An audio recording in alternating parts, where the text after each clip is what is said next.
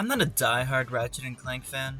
I mean, I grew up playing some of the originals on the PlayStation 3, but it wasn't a series that really gripped me growing up.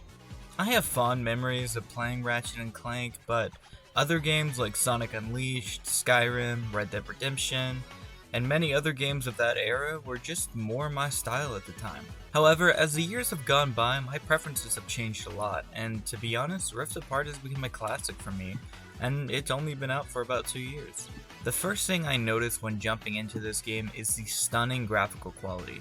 I played the game on performance ray tracing and I found myself just gawking at the environment and taking in this wonderful world that the developers strived so hard for.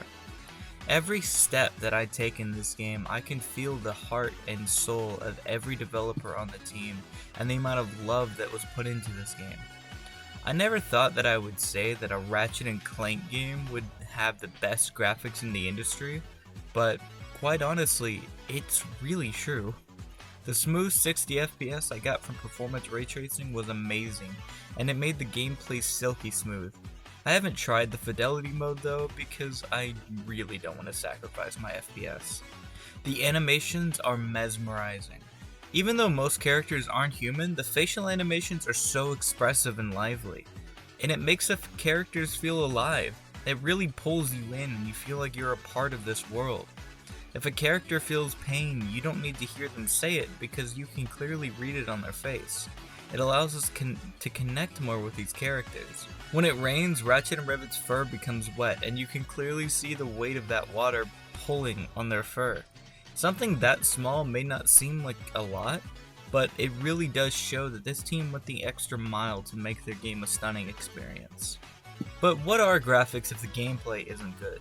Well, it's a good thing that we can have both here. This game is extremely fun, with a simple gameplay loop, but it adds enough gimmicks and an absolute mountain of weapons to keep things fresh and interesting. It feels like you get a new weapon every few minutes, and these weapons are so fun to use. My favorite weapon to use so far is definitely the Ricochet gun. It's a gun that allows you to hit an enemy multiple times, and it stun locks them and shows a cool animation.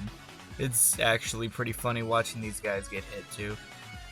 During some combat sections, you get to use dimensional gates that zip around the arena and tactically place yourself. You can use it to get the drop on an enemy, or as a quick way to make an escape. Kind of like what we see in Bioshock Infinite. The PS5 haptic feedback and adaptive triggers make this experience so much better.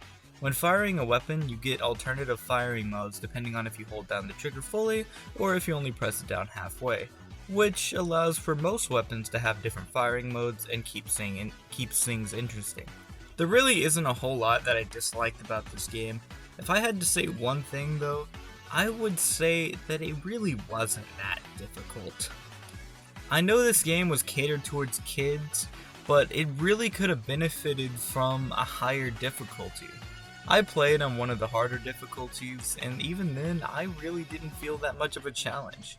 After years of playing so many games that felt like soulless copies of the latest gaming fad, Ratchet and Clank Rift Apart feels like a breath of fresh air in the industry, and I hope we get to see more games like it in the future.